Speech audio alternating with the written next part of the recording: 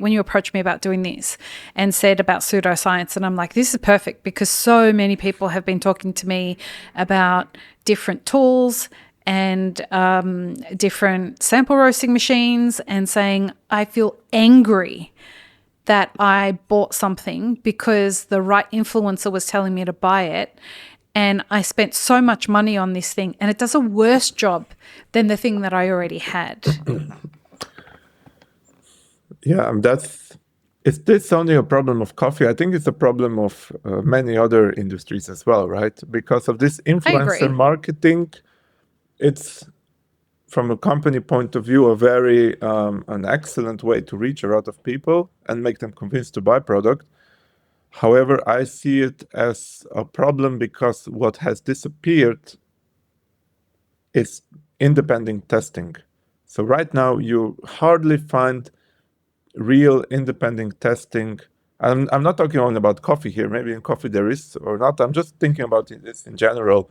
With influencer marketing, the independent testing is disappearing. So people are really not bothered anymore to test things, to do reviews of products as much as it was in the past. This episode is brought to you by Belco. Belco is above all the story of a journey that started in 2008 with a simple intuition. To truly understand coffee, you have to be closer to the people who grow it. Today, that journey looks like a team of around 80 coffee professionals spread across France, Ethiopia, Colombia, and Guatemala. Agronomists, quality specialists, logistics experts, and buyers, all united around 3 core values: sustainability, quality, and transparency. Along the way, they realized something essential. You can't really know coffee from a distance. So they took a bold step and became exporters at origin on the ground year-round. In 2015, Belco opened its first origin office in Ethiopia, the birthplace of Arabica. From Guji to Yogasheffe, Sadama to Jima, they built a sourcing model rooted in presence, learning, and trust. A few years later, they brought that same philosophy to Colombia, working from Quindío with producing communities in Cauca, Huila, and Santander. Now, in 2026, Belco wants to open this journey to you. To celebrate 10 years in Ethiopia, they're launching a roasters camp in Addis Ababa. 2 days of cuppings, conversations, and shared expertise, with a second camp in Colombia in June 2026. If you're curious, passionate, or simply want to deepen your understanding of origin work, they'd love to have you join. Check the show notes for contact details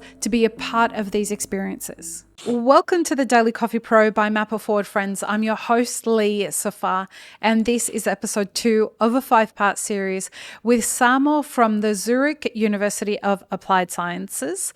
Samo, we are talking about what is real innovation in coffee, and in the last episode, we were talking about the difference between good science and bad science in the coffee industry. We have a lot of examples of both of those things. In this episode, we're going to talk about the difference between innovation in the commercialized coffee industry and the specialty industry. I have a question that I wanted to ask you last episode, but I'll ask it to you now. Can science define what good coffee is? And before you answer that, I want to tell you why I want to understand that. And it's related to this episode. When we talk to people who drink commercial coffee, and when I'm talking about commercial coffee, I'm not talking about the cafe coffee, right? I'm not talking about it as a cup score. We were going to have someone from the Nestle Oceania, basically the CEO of Nestle in Australia was going to come on the podcast, and then they couldn't do that because of all of the things, the higher ups said that they couldn't do it. But in the preliminary conversation, one of their things that they said to me was, our big problem is how do we get consumers to, how do we build products that consumers like at a price that they can afford? So for them, that's what good coffee is, right? An instant coffee that they can afford that tastes a certain way. And for good coffee for the specialty market means 55,000 different fucking things, right? But the consumer who buys the Nestle Blend 43, pretty much all of them know the difference. They either like that or they like Moccona, and the good coffee is all different things. Can science answer objectively the question, what is good coffee? Oh, that's a very hard question. Let's You're start welcome. with something. Let's start with something else. What you were saying is super interesting. What is quality? What does quality mean to others? Right? We are, Right. yeah. We've everybody. There's different definitions of quality, and this one that you said actually, it's quite interesting when you say that this company, for them, the quality is that the consumer likes. You can also look at it from the point of view that, okay, but the quality is the one coffee that it sells and it makes money as well. And this is Right. really important, of course, for companies that have public companies that have shareholders who need profits, right? But in the end, it's Well, also this was Nestle, so yeah. yeah, but it's also important for a small roastery, right? I mean, you also want to make money and live out of coffee, so you have to make a coffee that the consumer likes and that in the end makes money. If consumer likes coffee that is really expensive that you cannot sell for high enough price that you're making zero profit on this coffee, I mean, is it a quality product for you? I mean, yes, if maybe you're a charity roaster, but I don't think there's charity roasters exist, right? That would sell Oh, coffee they under. exist. That's the problem. They Maybe don't they know that exist. they Well, exist. if you They know that they think that they're a exist, business. if you know that they exist, maybe after the podcast you tell me which they are, so I start to drink coffee that is No. What I'm that is saying is cheaper than they it should think have they're a been priced. business. But it's kind of a thing, right? The quality part of quality is, of course, related to many things, right? Yeah. A quality product from a point of view company is the one that makes them money. But then you can have a from the engineering point of view, what is a quality product? You know, like let's say there's a high-tech coffee. I don't know, single-serve coffee without packaging that is stable shelf life stable. It makes a great tasty brew. You know, like a dream that doesn't exist right now completely. You can say that is a quality coffee because it's so high tech, it's so simple, and gives like a great brew every time. But we have, of course, when we talk about quality, we mostly think about the sensory quality, right? We're not so much thinking about everything else that the coffee has or that the coffee has gone through in the whole value chain of coffee. The quality when we talk about is mainly, does this coffee taste good? So it's the sensory quality that we're really focused on. And then we get down the rabbit hole of who defines quality, what is good and what's quality, and who's hijacking that conversation, and what role does social media play in all of that, and auctions and all of this kind of stuff, which is a rabbit hole we don't need to go down. But I just thought it was interesting in the way that kind of the commercial side of the industry looks at defining good and quality versus how the specialty industry looks at it, and how they're two very, very, very different conversations and very different approaches to defining what good is and what quality is based on whoever's hijacking the conversation in specialty versus in the commercial industry. It's about giving the customer what they're prepared to pay for and then doing that in volume. I mean, they have similar problems in both industries. There's also hijacking this thing in the commercial coffee. Like, Marketing. there's engineers, marketing shareholders. There's engineers, who will want to have a great coffee, but there's just no from like a big brand or people in R&D, but there's just no interest to do this. I've heard so many times, even on the higher level, or even on the close on the sea level, there's sometimes ideas that sound great if these companies would do this, but then the board decides it's not in their interest because they're maybe focused more on the profits and they think this is a risk for the profits, right? Which from their point of view is probably reasonable. So everybody has their own vision where Benchmark. their benchmark and their idea where this innovation in the company should go, right? And right now we see that a lot is going into cost cutting because of the high price of the coffee. So there's a lot of innovation happening in the commercial coffee industry right now to reduce the cost of coffee by keeping the quality, or increasing the quality by keeping the same price because of the high green coffee prices. Right. So in from your observation, as you kind of straddle this place in the spectrum where you are dealing with the commercial industry and you get to see how they innovate and you're involved in that innovation, and then you get to see a lot of the same thing with regards to specialty as well. Thank you, social media. What is the difference in the way that both of those industries start their point of innovation? I think the difference is the starting point. I think the ideas maybe are similar, quite similar. There's just some crazy vision to improve to improve a product, right? But then the first point where there's already a big difference is the planning stage. So what we see is when we work with commercial industry and big companies, they're much more cautious. They're much more they want to have everything planned. It needs to be written down. There needs to be good ideas for how to execute this.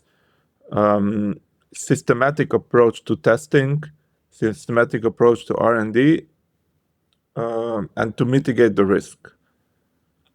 Whereas in the specialty segment, we more see companies have a great idea and then just really stick to this and want to confirm this by tests. And then the question is, sometimes things work, sometimes things don't work. And whereas in the commercial segment, they would be more flexible. So they would be, finding other solutions if their initial idea doesn't work, because there is this plan, this systematical plan of testing, which partly also has things in place that would kind of develop further the knowledge based on the findings, and maybe ditch the initial plan and come up with something else. Whereas in specialty, we see much more this focus on one thing, and this thing should be put on the market at all costs, right? That's the idea that we have.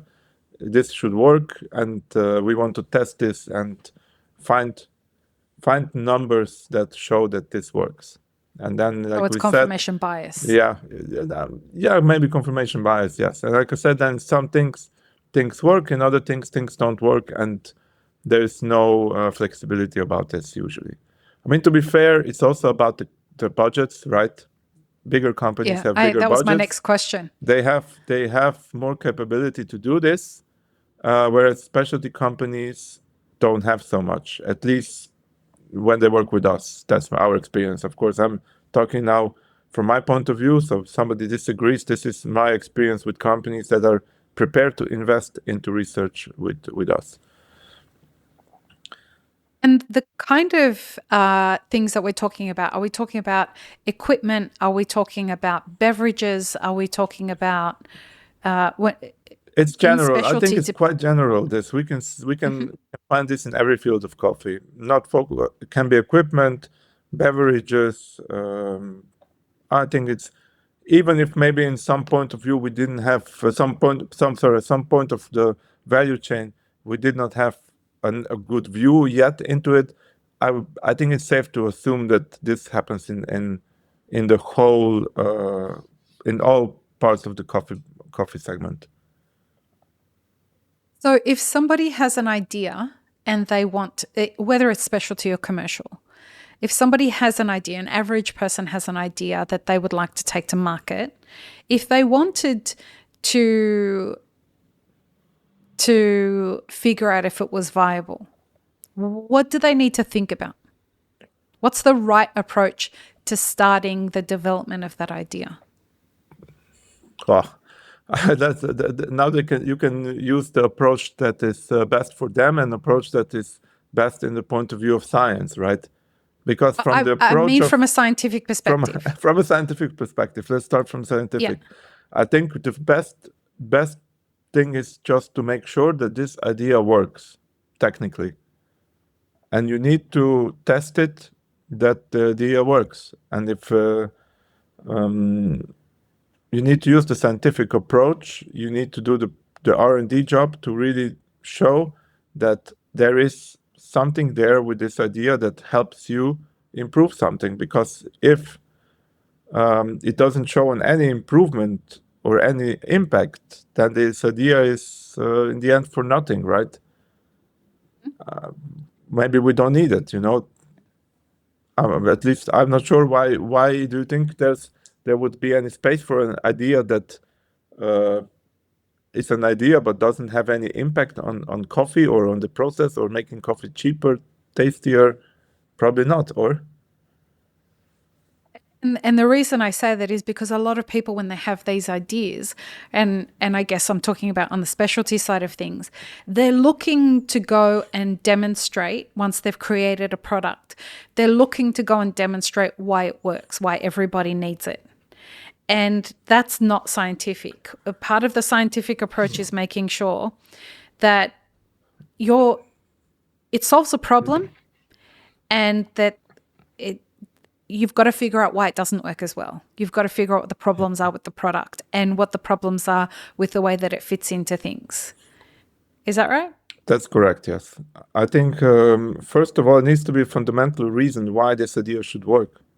Before even thinking about what you said, there must be some reason, because if there's no explanation, potential theoretical explanation, of course, based on science, I'm not talking about some, pseudoscientific explanations, which come up to coffee also now way too often. It needs to be a scientific explanation why something should work. I mean, even if it's not a sound explanation, there should be at least something, or a huge impact on the coffee by initial tests. But it really must be a big impact to start to that it makes sense to start to go deeper into science and trying to explain. Because if it's not a huge impact, then the question is it really an impact? Well, and we're going to go there, because that was one of the things that you spoke to me about when you wanted to have this conversation, was that there's a lot of pseudoscience out there in the coffee industry. When we look at a lot of the tools that are being brought onto the market, one thing that I hear a lot of people say is, I'm so angry that I let somebody who is famous trick me into buying this tool that does fucking nothing. It doesn't deliver on what it says. You hear this from people, like in person? A lot. They don't dare to tell me, probably. But I can imagine that this can happen, yeah. I mean, I think it's because they've seen you in photos with some of the people that sold them the things. Well, that's where, that's where we as a university institution, we want to stay unbiased and neutral. So if people want to work with us, we don't say no. If they have a sound plan that is worth testing, and it's always and there's a sound fundamental basis,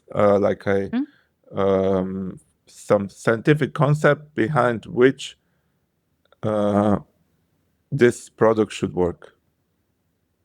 Well, we want to make coffee better in general. Yeah, we want to no make matter it, how we feel about people, right? Like, if somebody wants to do something that could have legs and could make coffee better, I can always put my feelings aside about somebody if I know that what they're doing is actually going to make coffee or the coffee industry better.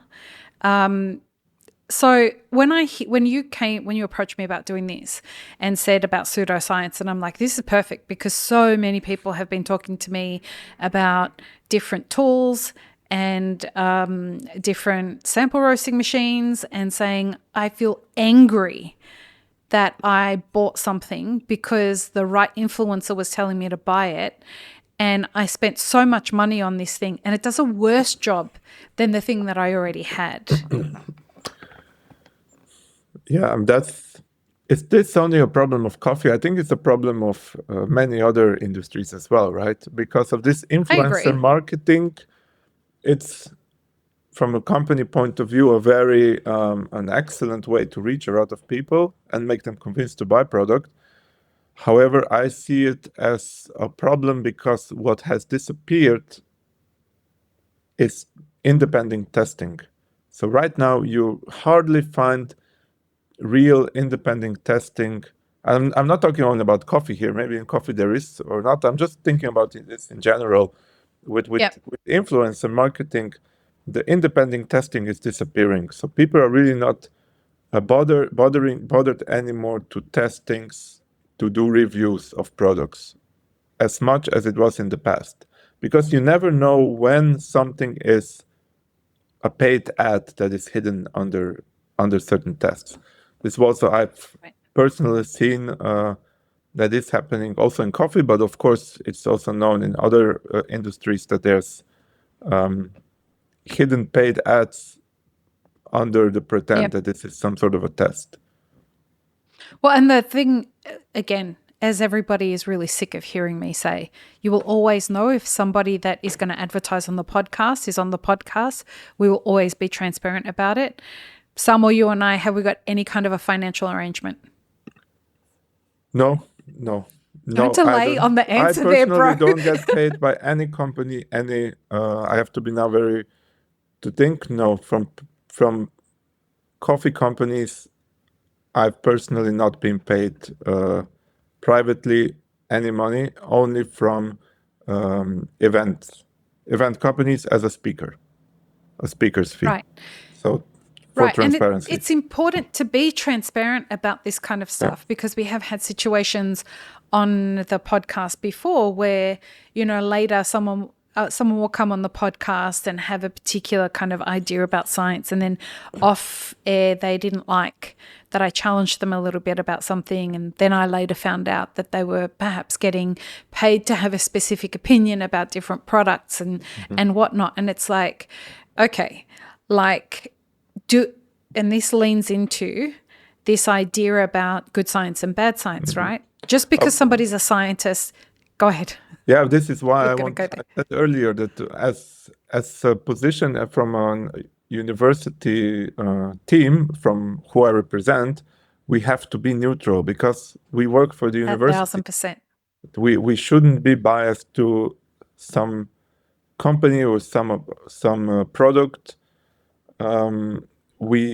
The mission of university is that it's open to everybody to come to us and say, we need your help. Even getting some sort of exclusivity with us is close to impossible because we are a university. So it's open to come to us and say, we want a project with you to do research. And we shouldn't be biased because of it. I'm biased towards science. I'm biased that I don't approve. That should be a T-shirt. I don't approve the non-scientific approach, and that I always think that how should I disprove this theory in my work and in other things that I see around? And that's just what I am. That's my mission as a scientist. I should do. And folks, it needs to be said very plainly. The moment someone can be paid for their opinion, whether they're a scientist or not, that's when science ends. That's not science anymore. If somebody is paid to have an opinion about whether something is legitimate or not legitimate, that's not science. That's influencer marketing. Paid for opinion is clearly influencer marketing, but you can also do the science for the sake of marketing, which is also done in coffee industry. That's that cold brew example. Other industries as well, and that's not only limited to specialty. It's also in the commercial coffee.